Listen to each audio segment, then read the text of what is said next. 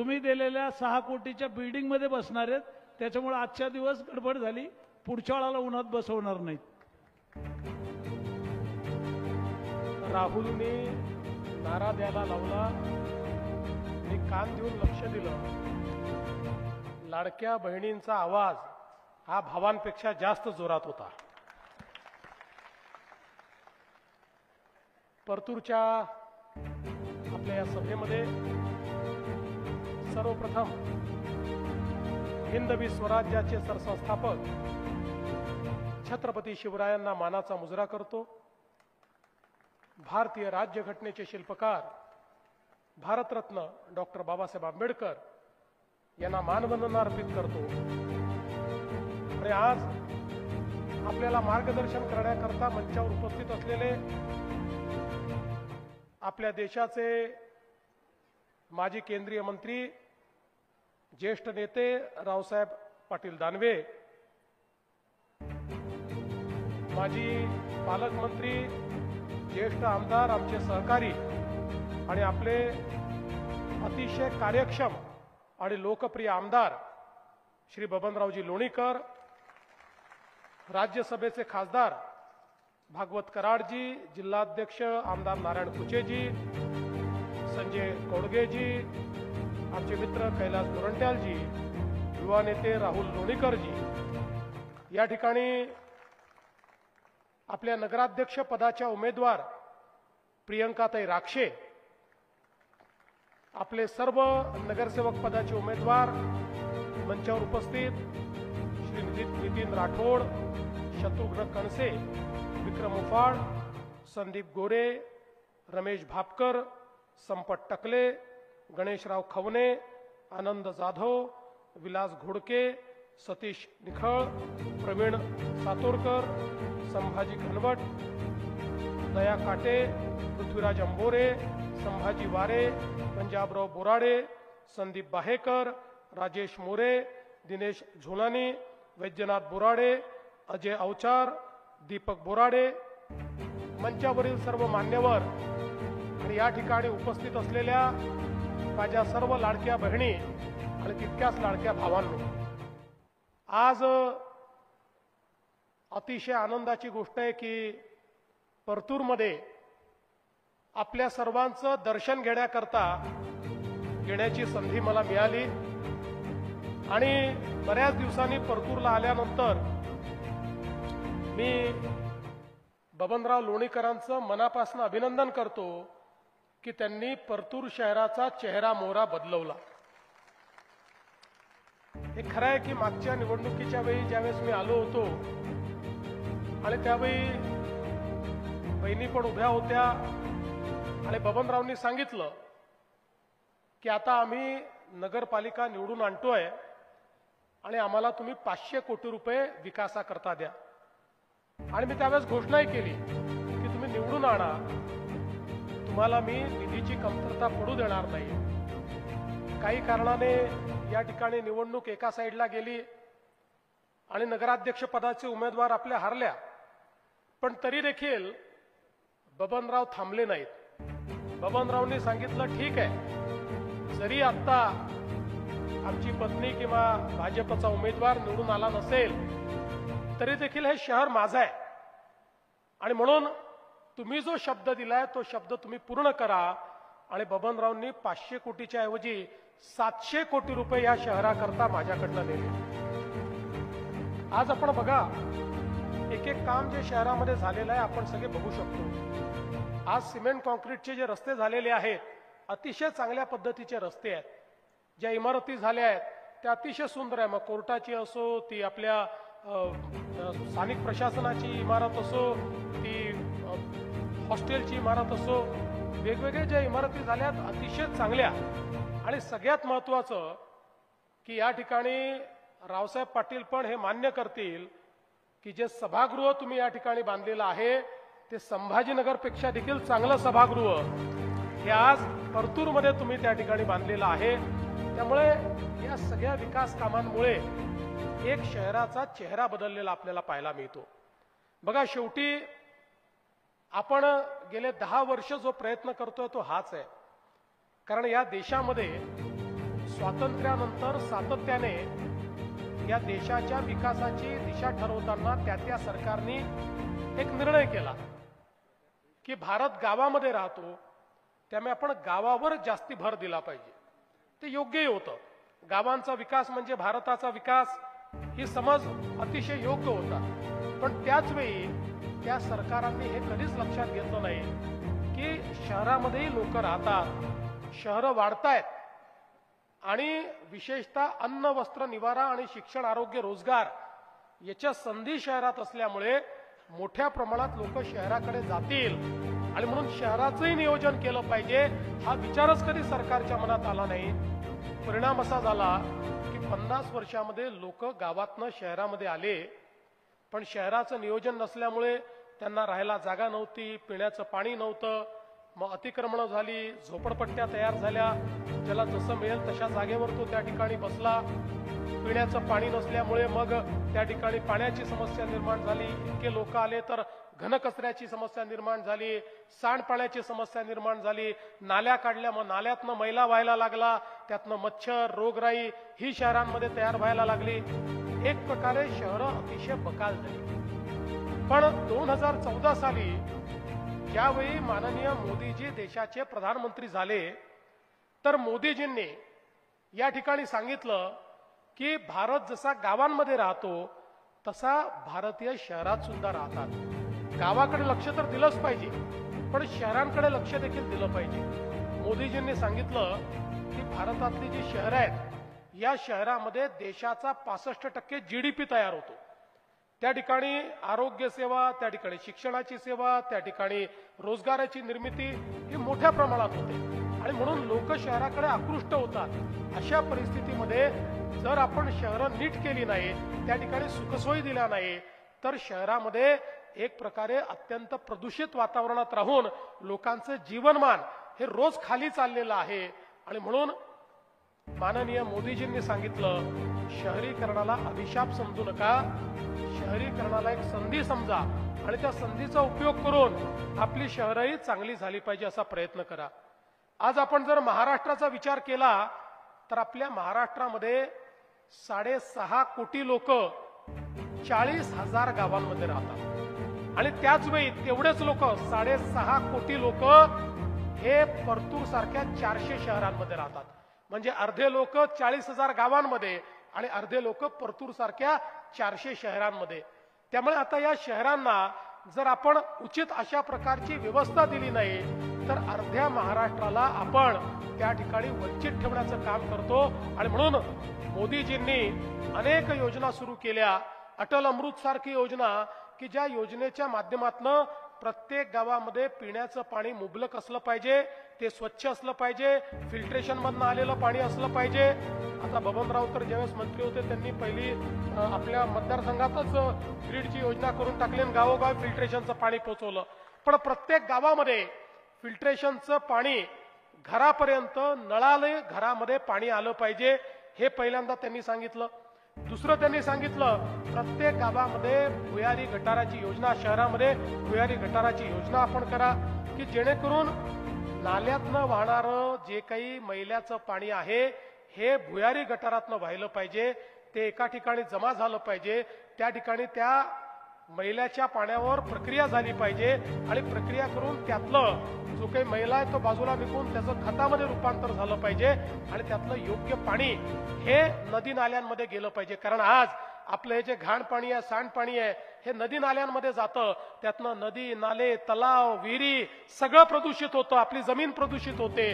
आणि म्हणून या प्रदूषणाला रोखण्याकरता सगळीकडे भुयारी गटार योजनेकरता मोदीजींनी पैसा देण्याचं मान्य केलं. आणि एवढंच नाही तर स्वच्छ भारत योजनेमध्ये प्रत्येक शहरामध्ये घनकचऱ्याचं व्यवस्थापन झालं पाहिजे, घनकचरा जमा झाला पाहिजे आणि त्या घनकचऱ्यावर प्रक्रिया करून त्यातनं कोळशासारखे पॅलेट्स तयार करा, त्यातनं खत तयार करा, त्यातनं वीज तयार करा.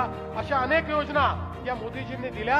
आणि त्याचसोबत हे देखील सांगितलं प्रत्येक शहरामध्ये आयुष्यमान आरोग्य केंद्र असलं पाहिजे, जिथे डॉक्टर असला पाहिजे, मोफत औषधी असली पाहिजे, चांगल्या शाळा असल्या पाहिजेत आणि एवढंच नाही तर गावोगावी जे गरीब लोक आहेत, जे बेघर लोक आहेत, त्यांना घराकरता देखील प्रधानमंत्री आवास योजना शहरी अशी योजना देखील मोदीजींनी सुरू केली. आणि म्हणूनच आज एवढा निधी आपण देऊ शकलो कारण 2014 नंतर मोदीजींसोबत आपण राज्याच्या योजना सुरू केल्या आणि केंद्र आणि राज्याचा पैसा मिळून जवळपास हजारो कोटी रुपये हे आपण वेगवेगळ्या शहरांना त्या ठिकाणी दिले. आज मोदीजींनी एकट्या अमृत योजनेतनं 50,000 कोटी रुपये आपल्या महाराष्ट्राला या ठिकाणी दिलेले आहेत. अनेक शहरांमध्ये ही कामं चाललेली आहेत आणि शहरांचं चित्र बदलत आहे. आणि म्हणून आज या निमित्ताने मी आपल्याला सांगू इच्छितो की प्रत्येक शहर चांगलं झालं पाहिजे.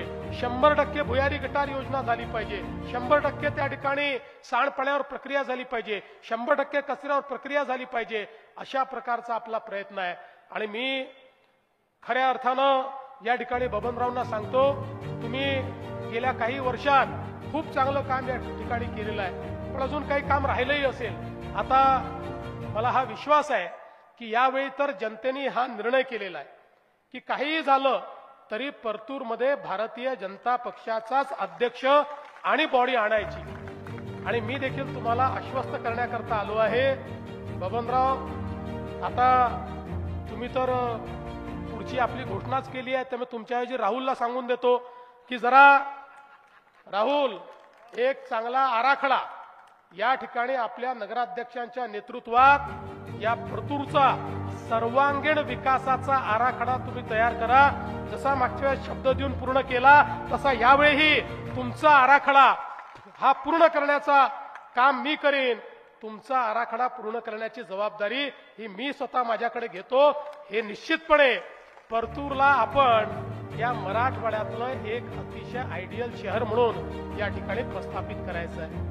बघा, मला एक गोष्ट अजून सांगायची आहे. आपण नुकतंच 2 महिन्यापूर्वी आपल्या बावनकुळे साहेबांनी महसूल विभागाच्या माध्यमातून काही निर्णय घेतले आणि या निर्णयांमध्ये विशेषतः वेगवेगळ्या जमिनीवर जे लोकांनी अतिक्रमण केले आहेत, त्यातले जे रहिवासी अतिक्रमण आहेत किंवा काही छोटे मोठे व्यवसायाचे अतिक्रमण आहेत, आता हे सगळे अतिक्रमण हे आपण पूर्ण त्या ठिकाणी नियमित करणार आहोत आणि लोकांना मालकी हक्काचा पट्टा देणार आहोत.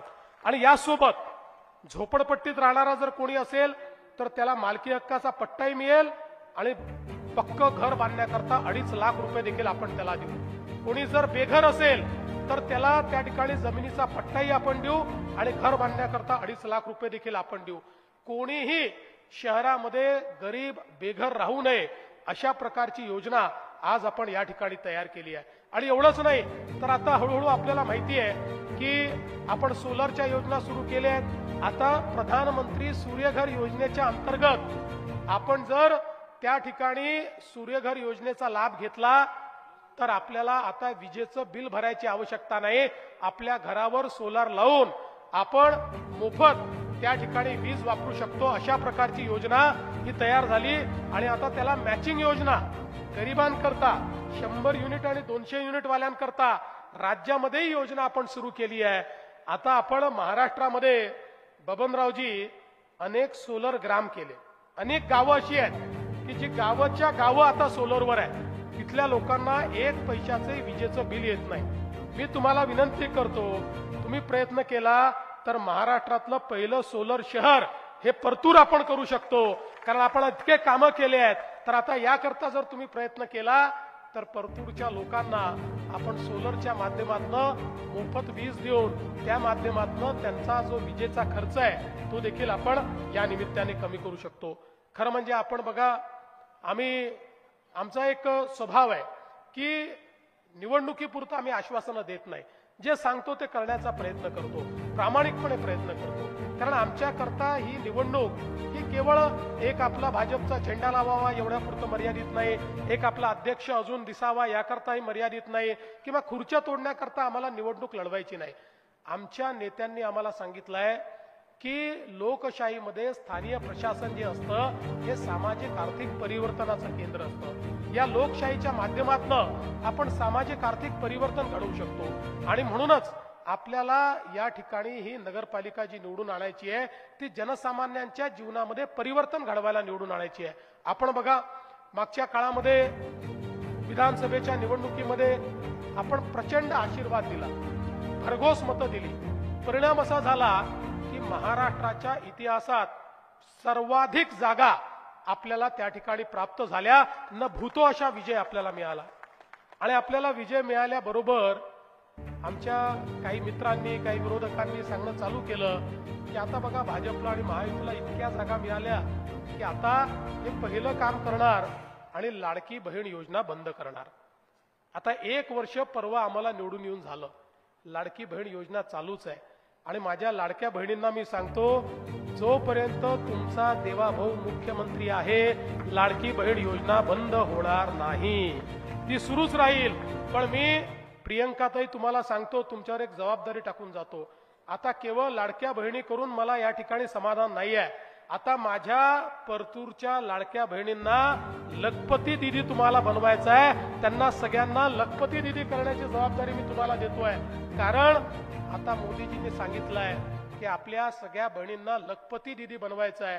मला सांगताना आनंद वाटतो, मागच्या वर्षी आम्ही ठरवलं होतं महाराष्ट्रामध्ये 1 कोटी लखपती दिदी बनवायच्या. आतापर्यंत 50 लाख बहिणींना आम्ही लखपती दिदी बनवलेला आहे. आणि आता 1 कोटीचा जो आम्ही आकडा ठेवलेला आहे तो कदाचित पुढच्या वर्षीपर्यंत पूर्ण करू आणि मग पुन्हा नव्याने आकडा घेऊ.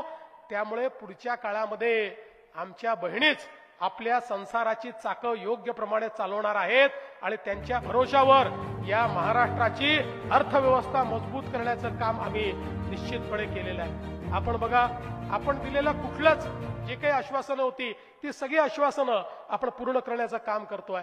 आज आपल्याला माहिती आहे, आपण महात्मा फुले जनआरोग्य योजनेच्या अंतर्गत 5 लाखापर्यंतचा जो काही उपचार आहे हा उपचार मोफत देण्याचा निर्णय केला. त्याची सुरुवात आपण केली.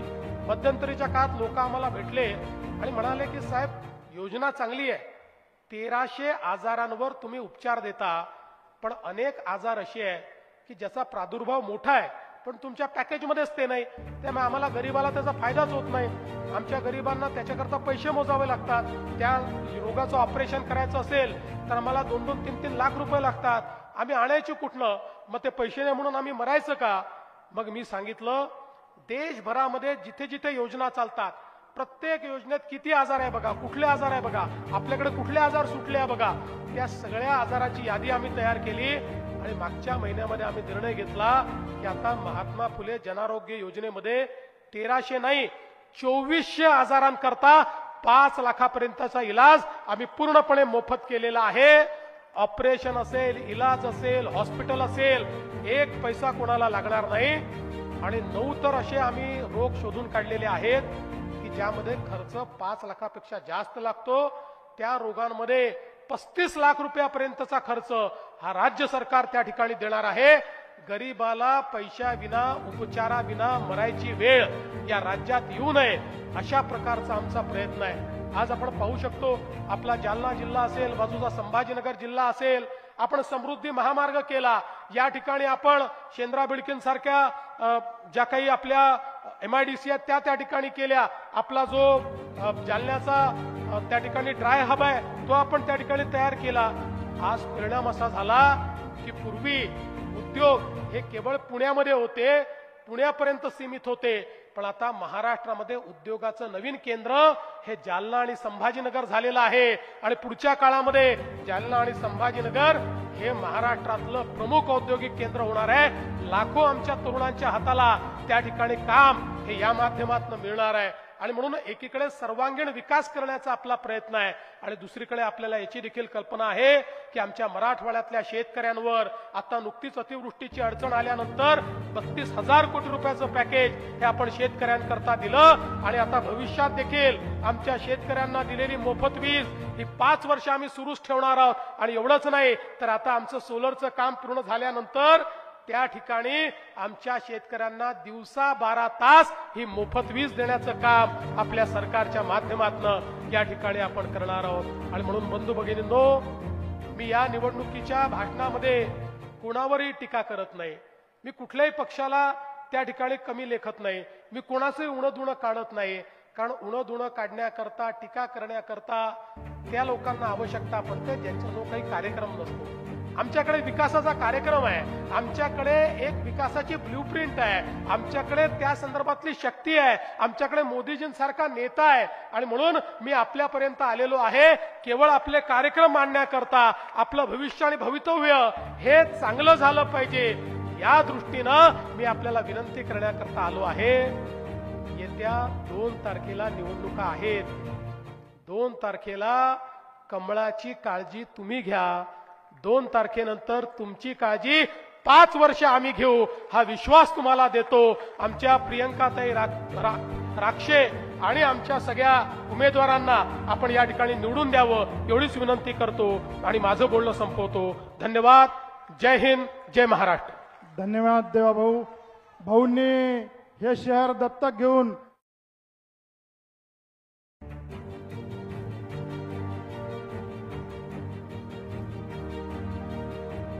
ते तुम्ही दिलेल्या 6 कोटीच्या बिल्डिंग मध्ये बसणार आहेत. त्याच्यामुळे आजच्या दिवस गडबड झाली. पुढच्या वेळाला उन्हात बसवणार नाहीत.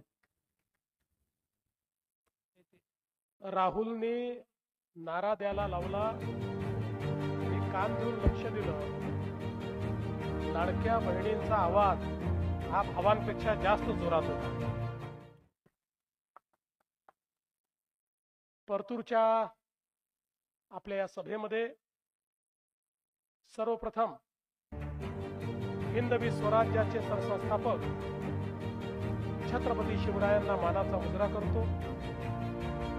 भारतीय राज्यघटनेचे शिल्पकार भारतरत्न डॉक्टर बाबासाहेब आंबेडकर यांना मानवंदना अर्पित करतो. आणि आज आपल्याला मार्गदर्शन करण्याकरता मंचावर उपस्थित असलेले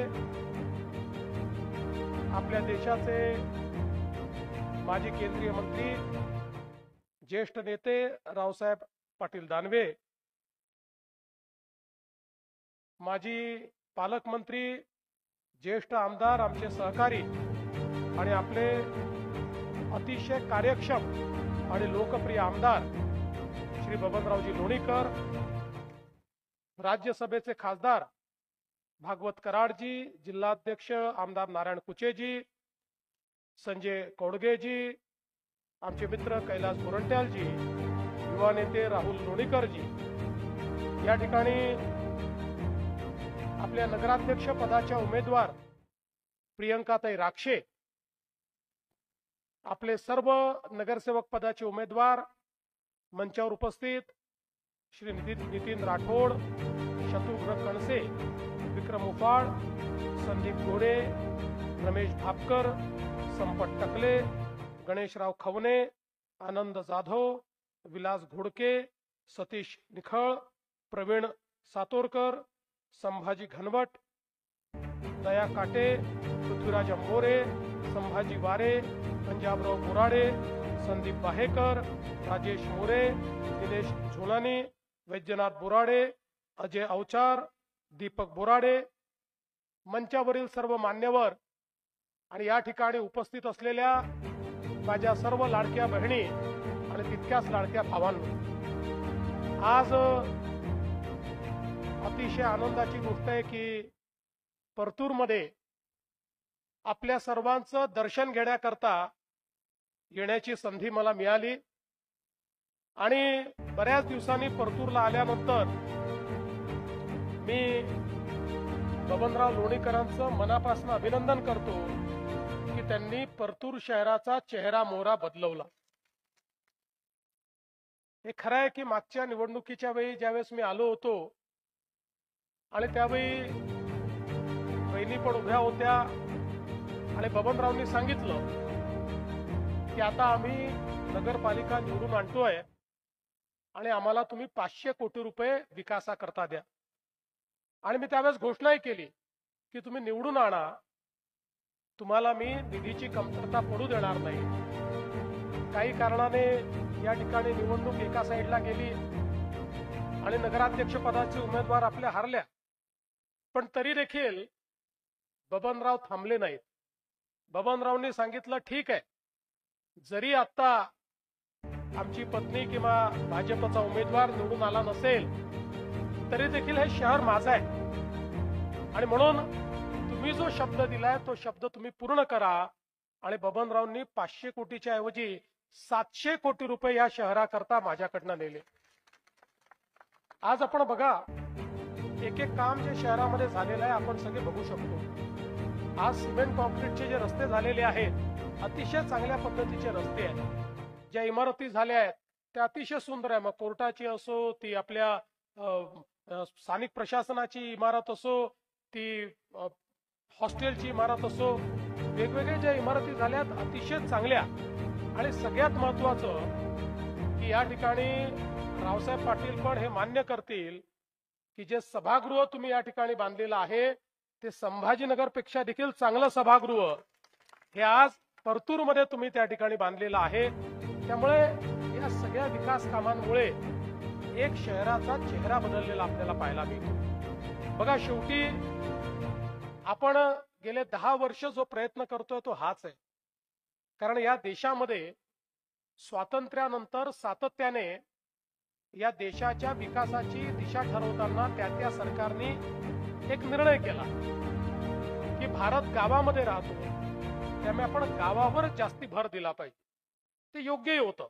गावांचा विकास म्हणजे भारताचा विकास ही समज अतिशय योग्य होता. पण त्याच वेळी त्या सरकारांनी हे कधीच लक्षात घेतलं नाही की शहरामध्येही लोक राहतात, शहरं वाढतायत आणि विशेषतः अन्न, वस्त्र, निवारा आणि शिक्षण, आरोग्य, रोजगार याच्या संधी शहरात असल्यामुळे मोठ्या प्रमाणात लोक शहराकडे जातील आणि म्हणून शहराचंही नियोजन केलं पाहिजे हा विचारच कधी सरकारच्या मनात आला नाही.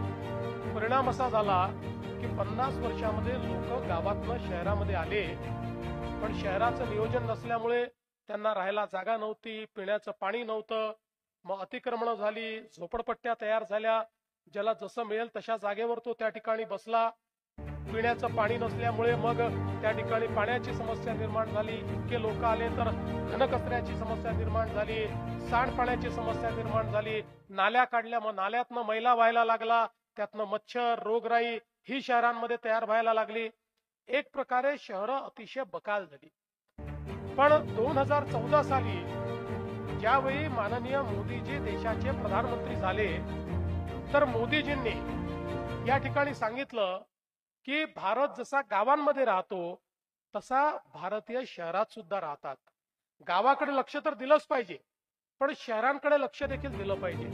मोदीजींनी सांगितलं की भारतातली जी शहरं आहेत या शहरामध्ये देशाचा 65% GDP तयार होतो. त्या ठिकाणी आरोग्य सेवा, त्या ठिकाणी शिक्षणाची सेवा, त्या ठिकाणी रोजगाराची निर्मिती ही मोठ्या प्रमाणात होते आणि म्हणून लोक शहराकडे आकृष्ट होतात. अशा परिस्थितीमध्ये जर आपण शहरं नीट केली नाही, त्या ठिकाणी सुखसोयी दिल्या नाही तर शहरामध्ये एक प्रकारे अत्यंत प्रदूषित वातावरणात राहून लोकांचं जीवनमान हे रोज खाली चाललेलं आहे. आणि म्हणून माननीय मोदीजींनी सांगितलं शहरीकरणाला अभिशाप समजू नका, शहरीकरणाला एक संधी समजा आणि त्या संधीचा उपयोग करून आपली शहरही चांगली झाली पाहिजे असा प्रयत्न करा.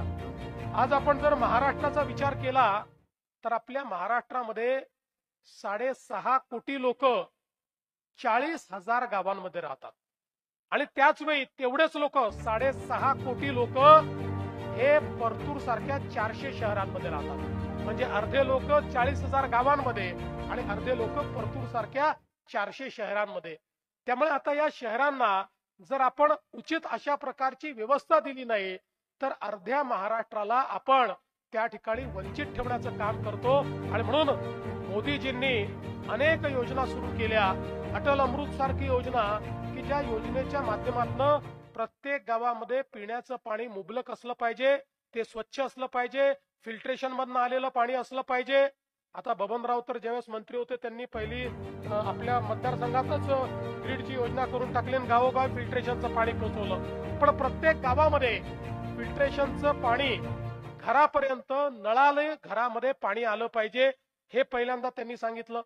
दुसरं त्यांनी सांगितलं प्रत्येक गावामध्ये भुयारी गटाराची योजना, शहरामध्ये भुयारी गटाराची योजना आपण करा की जेणेकरून नाल्यातनं वाहणारं जे काही मैल्याचं पाणी आहे हे भुयारी गटारातनं वाहिलं पाहिजे, ते एका ठिकाणी जमा झालं पाहिजे, त्या ठिकाणी त्या मैल्याच्या पाण्यावर प्रक्रिया झाली पाहिजे आणि प्रक्रिया करून त्यातलं जो काही मैला आहे तो बाजूला निघून त्याचं खतामध्ये रूपांतर झालं पाहिजे आणि त्यातलं योग्य पाणी हे नदी नाल्यांमध्ये गेलं पाहिजे. कारण आज आपलं हे जे घाण पाणी आहे, सांडपाणी आहे, हे नदी नाल्यांमध्ये जातं. त्यातनं नदी नाले, तलाव, विहिरी सगळं प्रदूषित होतं, आपली जमीन प्रदूषित होते. आणि म्हणून या प्रदूषणाला रोखण्याकरता सगळीकडे भुयारी गटार योजनेकरता मोदीजींनी पैसा देण्याचं मान्य केलं. आणि एवढंच नाही तर स्वच्छ भारत योजनेमध्ये प्रत्येक शहरामध्ये घनकचऱ्याचं व्यवस्थापन झालं पाहिजे, घनकचरा जमा झाला पाहिजे आणि त्या घनकचऱ्यावर प्रक्रिया करून त्यातनं कोळशासारखे पॅलेट्स तयार करा, त्यातनं खत तयार करा,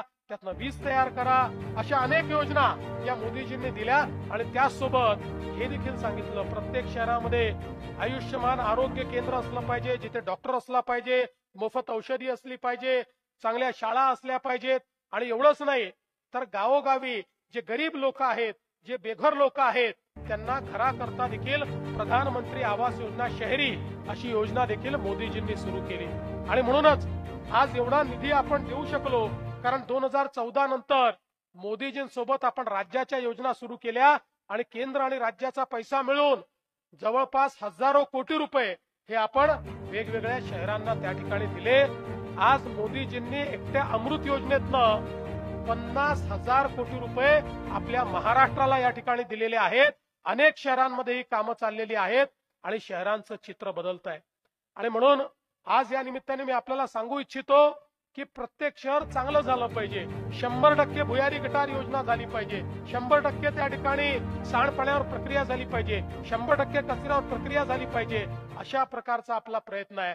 आणि मी खऱ्या अर्थानं या ठिकाणी बबनरावांना सांगतो, तुम्ही गेल्या काही वर्षात खूप चांगलं काम या ठिकाणी केलेलं आहे, पण अजून काही काम राहिलंही असेल. आता मला हा विश्वास आहे की यावेळी तर जनतेने हा निर्णय केलेला आहे की काहीही झालं तरी परतूरमध्ये भारतीय जनता पक्षाचाच अध्यक्ष आणि बॉडी आणायची. आणि मी देखील तुम्हाला आश्वस्त करण्याकरता आलो आहे.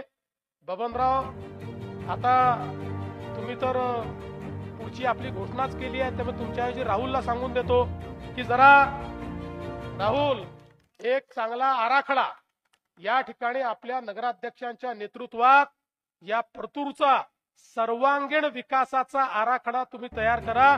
जसा मागच्या शब्द देऊन पूर्ण केला तसा यावेळीही तुमचा आराखडा हा पूर्ण करण्याचा काम मी करीन. तुमचा आराखडा पूर्ण करण्याची जबाबदारी ही मी स्वतः माझ्याकडे घेतो.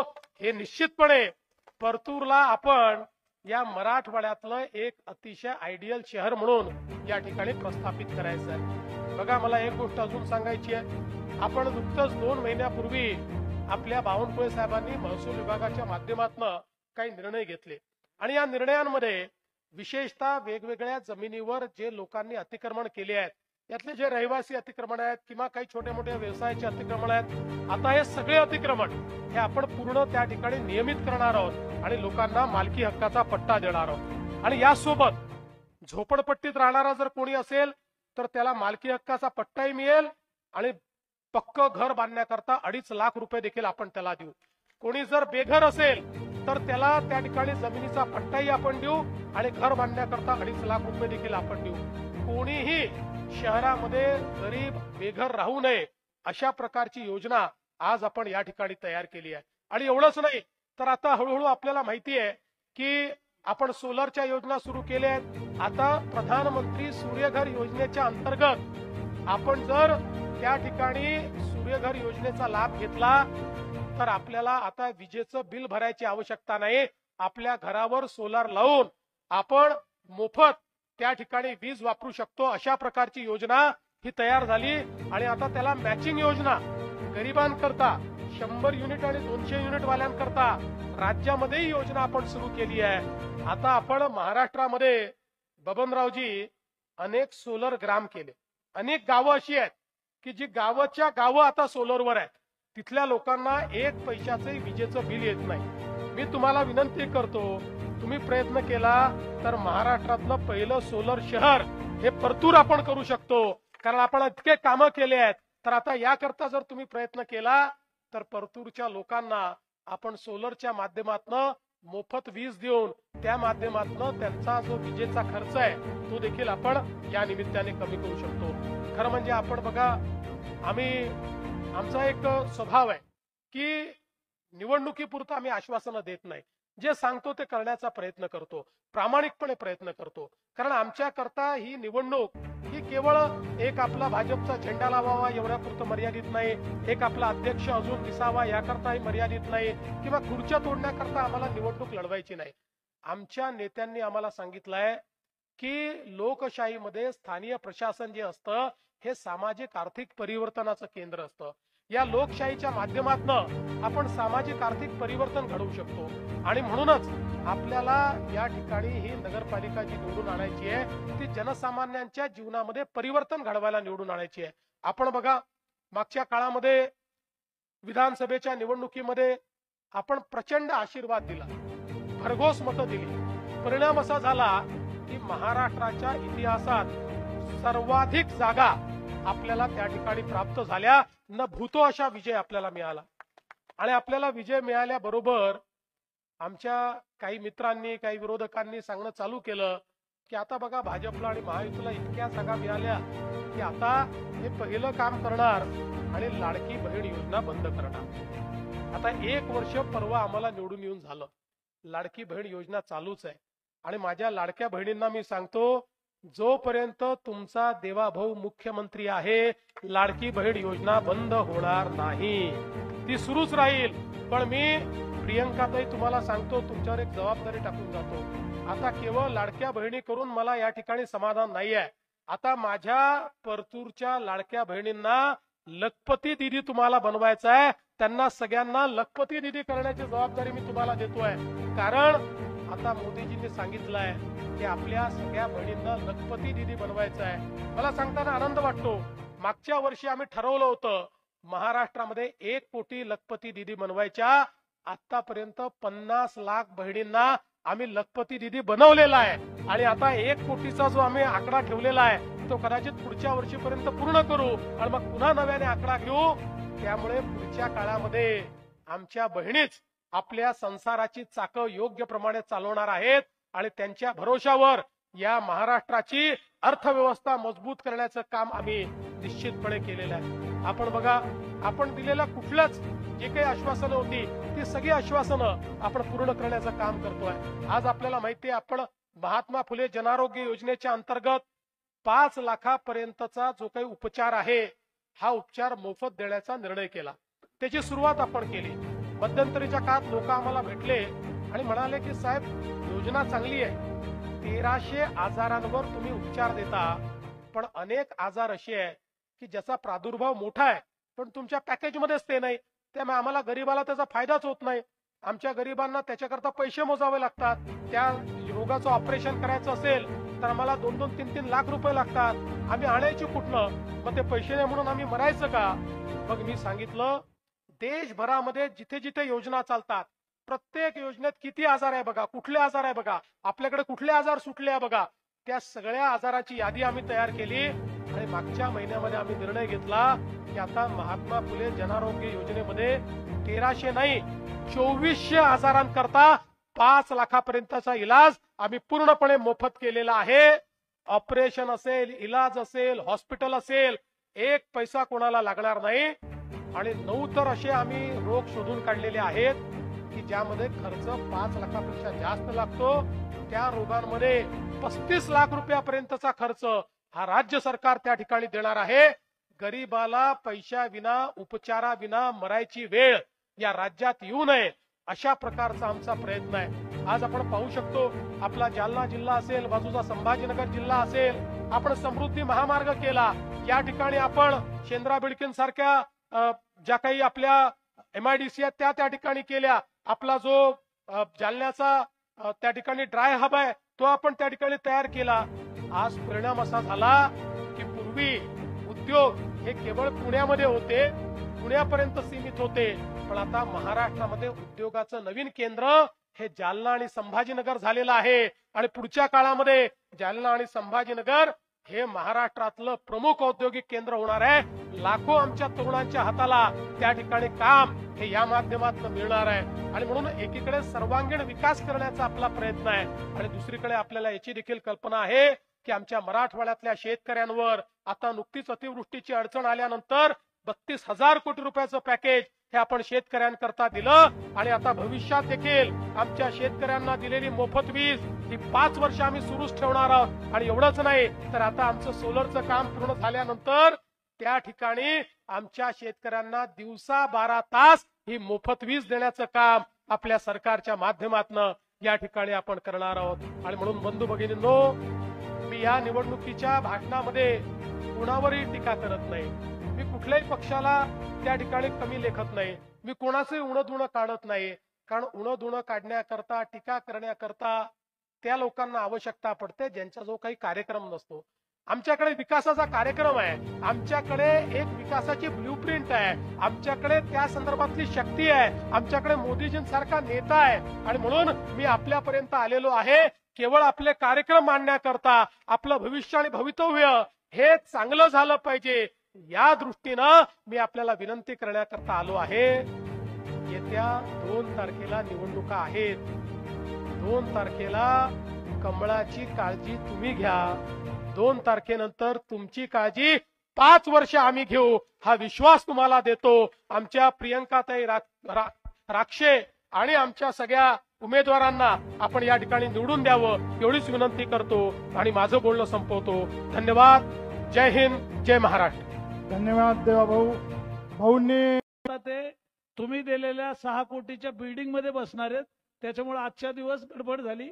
पुढच्या वेळाला उन्हात बसवणार नाहीत. राहुलनी नारा द्यायला लावला, मी कान देऊन लक्ष दिलं. लाडक्या बहिणींचा आवाज हा भावांपेक्षा जास्त जोरात होता. परतूरच्या आपल्या या सभेमध्ये सर्वप्रथम हिंदवी स्वराज्याचे सरसंस्थापक छत्रपती शिवरायांना मानाचा मुजरा करतो. भारतीय राज्यघटनेचे शिल्पकार भारतरत्न डॉक्टर बाबासाहेब आंबेडकर यांना मानवंदना अर्पित करतो. आणि आज आपल्याला मार्गदर्शन करण्याकरता मंचावर उपस्थित असलेले आपल्या देशाचे माजी केंद्रीय मंत्री, ज्येष्ठ नेते रावसाहेब पाटील दानवे, माजी पालकमंत्री, ज्येष्ठ आमदार, आमचे सहकारी आणि आपले अतिशय कार्यक्षम आणि लोकप्रिय आमदार श्री बबनरावजी लोणीकर, राज्यसभेचे खासदार भागवत कराडजी, जिल्हाध्यक्ष आमदार नारायण कुचेजी, संजय कोडगेजी, आमचे मित्र कैलास गोरंट्यालजी, युवा नेते राहुल लोणीकरजी, या ठिकाणी आपल्या नगराध्यक्ष पदाच्या उमेदवार प्रियंकाताई राक्षे, आपले सर्व नगरसेवक पदाचे उमेदवार मंचावर उपस्थित श्री नितीन राठोड, शत्रुघ्न कणसे, विक्रम उपाळ, संदीप गोरे, रमेश भापकर, संपत टकले, गणेशराव खवणे, आनंद जाधव, विलास घोडके, सतीश निखळ, प्रवीण सातोरकर, संभाजी घनवट, दया काटे, पृथ्वीराज अंबोरे, संभाजी वारे, पंजाबराव बोराडे, संदीप बाहेकर, राजेश मोरे, दिनेश झोलानी, वैद्यनाथ बोराडे, अजय अवचार, दीपक बोराडे, मंचावरील सर्व मान्यवर आणि या ठिकाणी उपस्थित असलेल्या माझ्या सर्व लाडक्या बहिणी आणि तितक्याच लाडक्या भावांनो, आज अतिशय आनंदाची गोष्ट आहे की परतूरमध्ये आपल्या सर्वांचं दर्शन घेण्याकरता येण्याची संधी मला मिळाली. आणि बऱ्याच दिवसांनी परतूरला आल्यानंतर मी बबनराव लोणीकरांचं मनापासून अभिनंदन करतो की त्यांनी परतूर शहराचा चेहरा मोहरा बदलवला. हे खरं आहे की मागच्या निवडणुकीच्या वेळी ज्यावेळेस मी आलो होतो आणि त्यावेळी बहिणी पण उभ्या होत्या आणि बबनरावनी सांगितलं की आता आम्ही नगरपालिका निवडून आणतोय आणि आम्हाला तुम्ही 500 कोटी रुपये विकासाकरता द्या. आणि मी त्यावेळेस घोषणाही केली की तुम्ही निवडून आणा, तुम्हाला मी निधीची कमतरता पडू देणार नाही. काही कारणाने या ठिकाणी निवडणूक एका साईडला गेली आणि नगराध्यक्ष पदाचे उमेदवार आपल्या हारल्या, पण तरी देखील बबनराव थांबले नाहीत. बबनरावनी सांगितलं ठीक आहे, जरी आता आमची पत्नी किंवा भाजपचा उमेदवार निवडून आला नसेल तरी देखील हे शहर माझं आहे आणि म्हणून तुम्ही जो शब्द दिलाय तो शब्द तुम्ही पूर्ण करा. आणि बबनरावनी 500 कोटीच्या ऐवजी 700 कोटी रुपये या शहराकरता माझ्याकडनं दिले. आज आपण बघा, एक एक काम जे शहरामध्ये झालेलं आहे आपण सगळे बघू शकतो. आज सिमेंट कॉन्क्रीटचे जे रस्ते झालेले आहेत, अतिशय चांगल्या पद्धतीचे रस्ते आहेत. ज्या इमारती झाल्या आहेत त्या अतिशय सुंदर आहे. मग कोर्टाची असो, ती आपल्या स्थानिक प्रशासनाची इमारत असो, ती हॉस्टेलची इमारत असो, वेगवेगळ्या ज्या इमारती झाल्यात अतिशय चांगल्या. आणि सगळ्यात महत्वाचं की या ठिकाणी रावसाहेब पाटील पण हे मान्य करतील की जे सभागृह तुम्ही या ठिकाणी बांधलेलं आहे ते संभाजीनगर पेक्षा देखील चांगलं सभागृह हे आज परतूरमध्ये तुम्ही त्या ठिकाणी बांधलेलं आहे. त्यामुळे या सगळ्या विकास कामांमुळे एक शहराचा चेहरा बदललेला आपल्याला पाहायला मिळतो. बघा, शेवटी आपण गेले 10 वर्ष जो प्रयत्न करतोय तो हाच आहे. कारण या देशामध्ये स्वातंत्र्यानंतर सातत्याने या देशाच्या विकासाची दिशा ठरवताना त्या सरकारने एक निर्णय केला की भारत गावामध्ये राहतो, त्यामुळे आपण गावावर जास्ती भर दिला पाहिजे. ते योग्यही होतं. गावांचा विकास म्हणजे भारताचा विकास ही समज अतिशय योग्य होता. पण त्याच वेळी त्या सरकारांनी हे कधीच लक्षात घेतलं नाही की शहरामध्येही लोक राहतात, शहरं वाढतायत आणि विशेषतः अन्न, वस्त्र, निवारा आणि शिक्षण, आरोग्य, रोजगार याच्या संधी शहरात असल्यामुळे मोठ्या प्रमाणात लोक शहराकडे जातील आणि म्हणून शहराचंही नियोजन केलं पाहिजे हा विचारच कधी सरकारच्या मनात आला नाही. परिणाम असा झाला की 50 वर्षामध्ये लोक गावातनं शहरामध्ये आले, पण शहराचं नियोजन नसल्यामुळे त्यांना राहायला जागा नव्हती, पिण्याचं पाणी नव्हतं, मग अतिक्रमणं झाली, झोपडपट्ट्या तयार झाल्या, ज्याला जसं मिळेल तशा जागेवर तो त्या ठिकाणी बसला.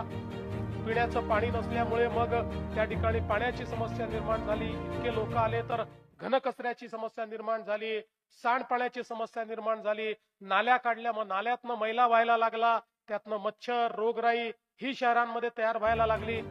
एक प्रकारे शहरं अतिशय बकाल झाली. पण 2014 साली ज्यावेळी माननीय मोदीजी देशाचे प्रधानमंत्री झाले तर मोदीजींनी या ठिकाणी सांगितलं की भारत जसा गावांमध्ये राहतो तसा भारतीय शहरात सुद्धा राहतात. गावाकडे लक्ष तर दिलंच पाहिजे, पण शहरांकडे लक्ष देखील दिलं पाहिजे. मोदीजींनी सांगितलं की भारतातली जी शहरं आहेत या शहरामध्ये देशाचा 65% GDP तयार होतो. त्या ठिकाणी आरोग्य सेवा, त्या ठिकाणी शिक्षणाची सेवा, त्या ठिकाणी रोजगाराची निर्मिती ही मोठ्या प्रमाणात होते आणि म्हणून लोक शहराकडे आकृष्ट होतात. अशा परिस्थितीमध्ये जर आपण शहरं नीट केली नाही, त्या ठिकाणी सुखसोयी दिल्या नाही, तर शहरामध्ये एक प्रकारे अत्यंत प्रदूषित वातावरणात राहून लोकांचं जीवनमान हे रोज खाली चाललेलं आहे. आणि म्हणून माननीय मोदीजींनी सांगितलं, शहरीकरणाला अभिशाप समजू नका, शहरीकरणाला एक संधी समजा आणि त्या संधीचा उपयोग करून आपली शहरही चांगली झाली पाहिजे असा प्रयत्न करा.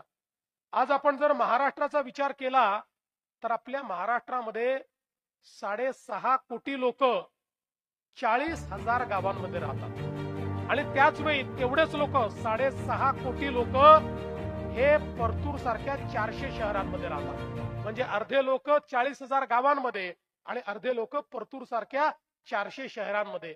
त्यामुळे आता या शहरांना जर आपण उचित अशा प्रकारची व्यवस्था दिली नाही तर अर्ध्या महाराष्ट्राला आपण त्या ठिकाणी वंचित ठेवण्याचं काम करतो. आणि म्हणून मोदीजींनी अनेक योजना सुरू केल्या. अटल अमृत सारखी योजना की ज्या योजनेच्या माध्यमातून प्रत्येक गावामध्ये पिण्याचं पाणी मुबलक असलं पाहिजे, ते स्वच्छ असलं पाहिजे, फिल्ट्रेशन मधनं आलेलं पाणी असलं पाहिजे. आता बबनराव तर ज्यावेळेस मंत्री होते त्यांनी पहिली आपल्या मतदारसंघातच ग्रीडची योजना करून टाकली आणि गावोगाव फिल्ट्रेशनचं पाणी पोहोचवलं. पण प्रत्येक गावामध्ये फिल्ट्रेशनचं पाणी घरापर्यंत नळाले घरामध्ये पाणी आलं पाहिजे, हे पहिल्यांदा त्यांनी सांगितलं. दुसरं त्यांनी सांगितलं प्रत्येक गावामध्ये भुयारी गटाराची योजना, शहरामध्ये भुयारी गटाराची योजना आपण करा, की जेणेकरून नाल्यातनं वाहणारं जे काही मैल्याचं पाणी आहे हे भुयारी गटारातनं वाहिलं पाहिजे, ते एका ठिकाणी जमा झालं पाहिजे, त्या ठिकाणी त्या मैल्याच्या पाण्यावर प्रक्रिया झाली पाहिजे आणि प्रक्रिया करून त्यातलं जो काही मैला आहे तो बाजूला निघून त्याचं खतामध्ये रूपांतर झालं पाहिजे आणि त्यातलं योग्य पाणी हे नदी नाल्यांमध्ये गेलं पाहिजे. कारण आज आपलं हे जे घाण पाणी आहे, सांडपाणी आहे, हे नदी नाल्यांमध्ये जातं, त्यातनं नदी नाले तलाव विहिरी सगळं प्रदूषित होतं, आपली जमीन प्रदूषित होते. आणि म्हणून या प्रदूषणाला रोखण्याकरता सगळीकडे भुयारी गटार योजनेकरता मोदीजींनी पैसा देण्याचं मान्य केलं. आणि एवढंच नाही तर स्वच्छ भारत योजनेमध्ये प्रत्येक शहरामध्ये घनकचऱ्याचं व्यवस्थापन झालं पाहिजे, घनकचरा जमा झाला पाहिजे आणि त्या घनकचऱ्यावर प्रक्रिया करून त्यातनं कोळशासारखे पॅलेट्स तयार करा, त्यातनं खत तयार करा, त्यातनं वीज तयार करा. अशा अनेक योजना या मोदीजींनी दिल्या. आणि त्याचसोबत हे देखील सांगितलं प्रत्येक शहरामध्ये आयुष्यमान आरोग्य केंद्र असलं पाहिजे, जिथे डॉक्टर असला पाहिजे, मोफत औषधी असली पाहिजे, चांगल्या शाळा असल्या पाहिजेत. आणि एवढंच नाही तर गावोगावी जे गरीब लोक आहेत, जे बेघर लोक आहेत, त्यांना घराकरता देखील प्रधानमंत्री आवास योजना शहरी अशी योजना देखील मोदीजींनी सुरू केली. आणि म्हणूनच आज एवढा निधी आपण देऊ शकलो कारण 2014 नंतर मोदीजींसोबत आपण राज्याच्या योजना सुरू केल्या आणि केंद्र आणि राज्याचा पैसा मिळून जवळपास हजारो कोटी रुपये हे आपण वेगवेगळ्या शहरांना त्या ठिकाणी दिले. आज मोदीजींनी एकट्या अमृत योजनेतनं 50,000 कोटी रुपये आपल्या महाराष्ट्राला या ठिकाणी दिलेले आहेत. अनेक शहरांमध्ये ही कामं चाललेली आहेत आणि शहरांचं चित्र बदलत आहे. आणि म्हणून आज या निमित्ताने मी आपल्याला सांगू इच्छितो की प्रत्येक शहर चांगलं झालं पाहिजे. 100% भुयारी गटार योजना झाली पाहिजे, 100% त्या ठिकाणी सांडपाण्यावर प्रक्रिया झाली पाहिजे, 100% कचऱ्यावर प्रक्रिया झाली पाहिजे. अशा प्रकारचा आपला प्रयत्न आहे. आणि मी खऱ्या अर्थानं या ठिकाणी बबनरावांना सांगतो, तुम्ही गेल्या काही वर्षात खूप चांगलं काम या ठिकाणी केलेलं आहे, पण अजून काही काम राहिलंही असेल. आता मला हा विश्वास आहे की यावेळी तर जनतेने हा निर्णय केलेला आहे की काहीही झालं तरी परतूरमध्ये भारतीय जनता पक्षाचाच अध्यक्ष आणि बॉडी आणायची. आणि मी देखील तुम्हाला आश्वस्त करण्याकरता आलो आहे. बबनराव, आता तुम्ही तर पुढची आपली घोषणाच केली आहे, त्यामुळे तुमच्याऐवजी राहुलला सांगून देतो की जरा राहुल एक चांगला आराखडा या ठिकाणी आपल्या नगराध्यक्षांच्या नेतृत्वात या परतूरचा सर्वांगीण विकासाचा आराखडा तुम्ही तयार करा. जसा मागच्या वेळेस शब्द देऊन पूर्ण केला तसा यावेळीही तुमचा आराखडा हा पूर्ण करण्याचा काम मी करेन. तुमचा आराखडा पूर्ण करण्याची जबाबदारी ही मी स्वतः माझ्याकडे घेतो. हे निश्चितपणे परतूरला आपण या मराठवाड्यातलं एक अतिशय आयडियल शहर म्हणून या ठिकाणी प्रस्थापित करायचं आहे. बघा, मला एक गोष्ट अजून सांगायची आहे. आपण नुकतंच 2 महिन्यापूर्वी आपल्या बावनकुळे साहेबांनी महसूल विभागाच्या माध्यमातून काही निर्णय घेतले आणि या निर्णयांमध्ये विशेषतः वेगवेगळ्या जमिनीवर जे लोकांनी अतिक्रमण केले आहेत, त्यातले जे रहिवासी अतिक्रमण आहेत किंवा काही छोटे मोठे व्यवसायाचे अतिक्रमण आहेत, आता हे सगळे अतिक्रमण हे आपण पूर्ण त्या ठिकाणी नियमित करणार आहोत आणि लोकांना मालकी हक्काचा पट्टा देणार आहोत. आणि यासोबत झोपडपट्टीत राहणारा जर कोणी असेल तर त्याला मालकी हक्काचा पट्टाही मिळेल आणि पक्क घर बांधण्याकरता 2.5 लाख रुपये देखील आपण त्याला देऊ. कोणी जर बेघर असेल तर त्याला त्या ठिकाणी जमिनीचा पट्टाही आपण देऊ आणि घर बांधण्याकरता 2.5 लाख रुपये देखील आपण देऊ.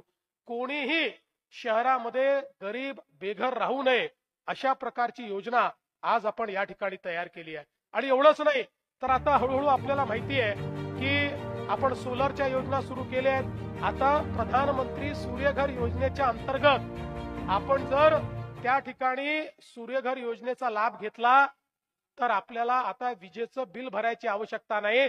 आपल्या घरावर सोलार लावून आपण मोफत त्या ठिकाणी वीज वापरू शकतो. अशा प्रकारची योजना ही तयार झाली. आणि आता त्याला मॅचिंग योजना गरिबांकरता 100 युनिट आणि 200 युनिट वाल्यांकरता राज्यामध्येही योजना आपण सुरू केली आहे. आता आपण महाराष्ट्रामध्ये बबनरावजी अनेक सोलर ग्राम केले. अनेक गावं अशी आहेत की जी गावाच्या गावं आता सोलरवर आहे तिथल्या लोकांना 1 पैशाचे विजेचं बिल येत नाही. मी तुम्हाला विनंती करतो, तुम्ही प्रयत्न केला तर महाराष्ट्रातलं पहिलं सोलर शहर हे परतूर आपण करू शकतो. कारण आपण इतके कामं केले आहेत. तर आता याकरता जर तुम्ही प्रयत्न केला तर परतूरच्या लोकांना आपण सोलरच्या माध्यमातून मोफत वीज देऊन त्या माध्यमातून त्यांचा जो विजेचा खर्च आहे तो देखील आपण या निमित्ताने कमी करू शकतो. खरं म्हणजे आपण बघा, आमचा एक स्वभाव आहे की निवडणुकीपुरतं आम्ही आश्वासनं देत नाही. जे सांगतो ते करण्याचा प्रयत्न करतो, प्रामाणिकपणे प्रयत्न करतो. कारण आमच्याकरता ही निवडणूक ही केवळ एक आपला भाजपचा झेंडा लावावा एवढ्यापुरतं मर्यादित नाही, एक आपला अध्यक्ष अजून दिसावा याकरताही मर्यादित नाही, किंवा खुर्च्या तोडण्याकरता आम्हाला निवडणूक लढवायची नाही. आमच्या नेत्यांनी आम्हाला सांगितलंय की लोकशाहीमध्ये स्थानिक प्रशासन जे असतं हे सामाजिक आर्थिक परिवर्तनाचं केंद्र असतं. या लोकशाहीच्या माध्यमातून आपण सामाजिक आर्थिक परिवर्तन घडवू शकतो. आणि म्हणूनच आपल्याला या ठिकाणी ही नगरपालिका जी निवडून आणायची आहे ती जनसामान्यांच्या जीवनामध्ये परिवर्तन घडवायला निवडून आणायची आहे. आपण बघा, मागच्या काळामध्ये विधानसभेच्या निवडणुकीमध्ये आपण प्रचंड आशीर्वाद दिला, भरघोस मतं दिली. परिणाम असा झाला की महाराष्ट्राच्या इतिहासात सर्वाधिक जागा आपल्याला त्या ठिकाणी प्राप्त झाल्या. न भूतो अशा विजय आपल्याला मिळाला. आणि आपल्याला विजय मिळाल्याबरोबर आमच्या काही मित्रांनी, काही विरोधकांनी सांगणं चालू केलं की आता बघा, भाजपला आणि महायुतीला इतक्या जागा मिळाल्या की आता हे पहिलं काम करणार आणि लाडकी बहीण योजना बंद करणार. आता 1 वर्ष परवा आम्हाला निवडून येऊन झालं, लाडकी बहीण योजना चालूच आहे. आणि माझ्या लाडक्या बहिणींना मी सांगतो, जोपर्यंत तुमचा देवाभाऊ मुख्यमंत्री आहे लाडकी बहीण योजना बंद होणार नाही, ती सुरूच राहील. पण मी प्रियंकाताई तुम्हाला सांगतो, तुमच्यावर एक जबाबदारी टाकून जातो. आता केवळ लाडक्या बहिणी करून मला या ठिकाणी समाधान नाहीये. आता माझ्या परतूरच्या लाडक्या बहिणींना लखपती दीदी तुम्हाला बनवायचं आहे. त्यांना सगळ्यांना लखपती दीदी करण्याची जबाबदारी मी तुम्हाला देतोय. कारण आता मोदीजींनी सांगितलंय की आपल्या सगळ्या बहिणींना लखपती दीदी बनवायचं आहे.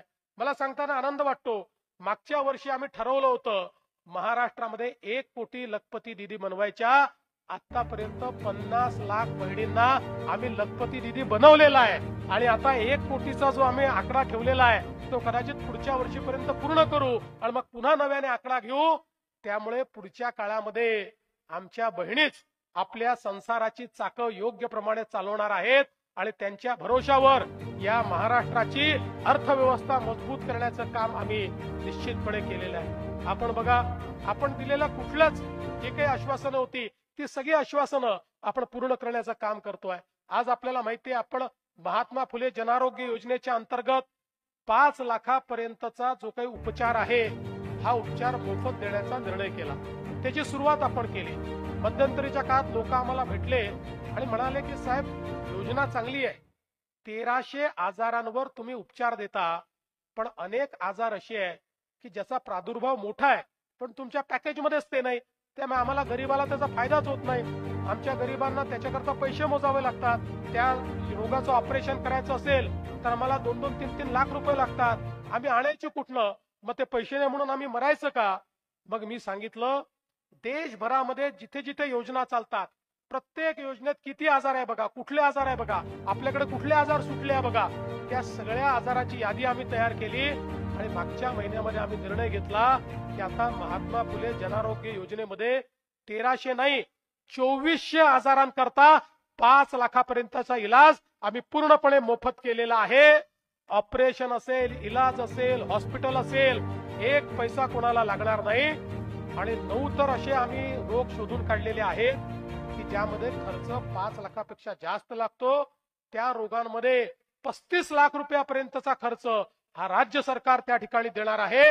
गरीबाला पैशाविना, उपचाराविना मरायची वेळ या राज्यात येऊ नये अशा प्रकारचा आमचा प्रयत्न आहे. आज आपण पाहू शकतो, आपला जालना जिल्हा असेल, बाजूचा संभाजीनगर जिल्हा असेल, आपण समृद्धी महामार्ग केला. या ठिकाणी आपण शेंद्रा बिडकींसारख्या ज्या काही आपल्या MIDC आहेत त्या ठिकाणी केल्या. आपला जो जालन्याचा त्या ठिकाणी ड्राय हब आहे तो आपण त्या ठिकाणी तयार केला.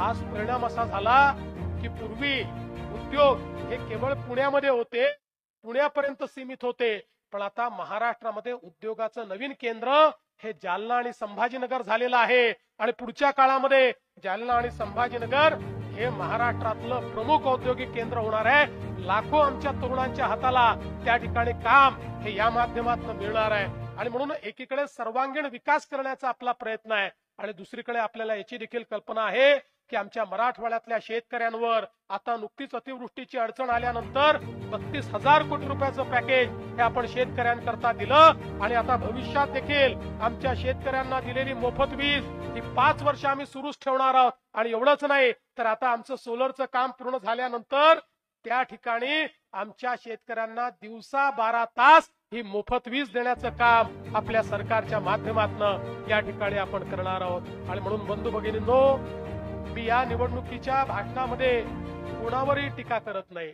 मी कुठल्याही पक्षाला त्या ठिकाणी कमी लेखत नाही, मी कोणाचंही उणं काढत नाही, कारण उणं काढण्याकरता टीका करण्याकरता त्या लोकांना आवश्यकता पडते ज्यांच्याजवळ काही कार्यक्रम नसतो। आमच्याकडे विकासाचा कार्यक्रम आहे, आमच्याकडे एक विकासाची ब्ल्यूप्रिंट आहे, आमच्याकडे त्या संदर्भातली शक्ती आहे, आमच्याकडे मोदीजींसारखा नेता आहे आणि म्हणून मी आपल्यापर्यंत आलेलो आहे केवळ आपले कार्यक्रम मांडण्याकरता, आपलं भविष्य आणि भवितव्य हे चांगलं झालं पाहिजे या दृष्टीनं मी आपल्याला विनंती करण्याकरता आलो आहे। येत्या 2 तारखेला निवडणुका आहेत, 2 तारखेला कमळाची काळजी तुम्ही घ्या, 2 तारखेनंतर तुमची काळजी 5 वर्ष आम्ही घेऊ हा विश्वास तुम्हाला देतो। आमच्या प्रियंकाताई राक्षे आणि आमच्या सगळ्या उमेदवारांना आपण या ठिकाणी निवडून द्यावं एवढीच विनंती करतो आणि माझं बोलणं संपवतो। धन्यवाद। जय हिंद, जय महाराष्ट्र। धन्यवाद देवाभाऊ भाऊ।